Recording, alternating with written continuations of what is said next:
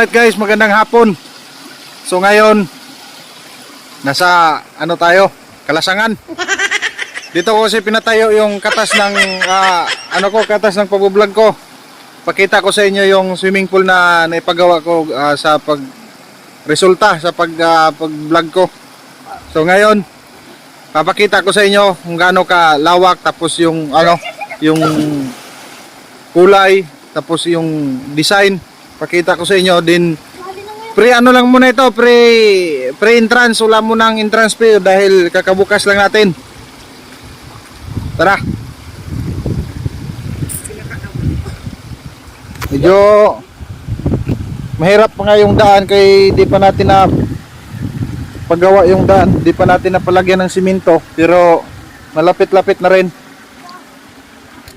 Kundi dahil sa inyo guys, di natin to abot yung swimming pool na pinapangarap natin. Medyo malapad, nasa baba konti. Kailangan pa natin kasi umikot. Gawa ng di pa natin na ipaayos yung kalsada. So yan guys, malapit na tayo. Dahil sa inyo, nakapagawa tayo ng swimming pool. Pre muna ito ngayon guys, pre. Walang bayad. Walang bayad guys, walang bayad. Kung gusto nyo mag-outing o magpalamig, PM lang kayo sa akin. Libre pa sundo. Libre sundo hatid. Ayan guys, papakita ko sa inyo yung swimming pool na napagawa ko. Shoutout sa lahat ng followers ko. At kung hindi dahil sa inyo, hindi ko to napagawa. Alright, tara. Pakita ko sa inyo guys. Alright. Guys, ito na yung swimming pool ko guys. Ayan o.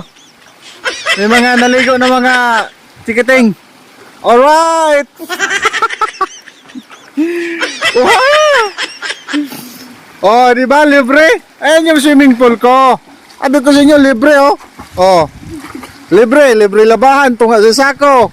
Ayan, may kabalde. Oh, libre. Libre kung sakali mag-uran, may gwa kita sin masirungan basta di lang magbaha. Oh, di ba? Napakalupit. Alright. Oh, ayan oh.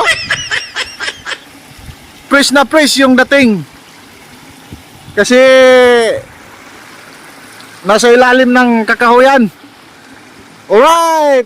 Tara, ligo na tayo sa pinagawa nating swimming pool. Oh, haha. Hindi pa yan na-finish pero marami nang naliligo dito araw-araw. Di tulad sa mga ibang swimming pool. Ni minsan lang may mag-outing pero dito araw-araw. Alright!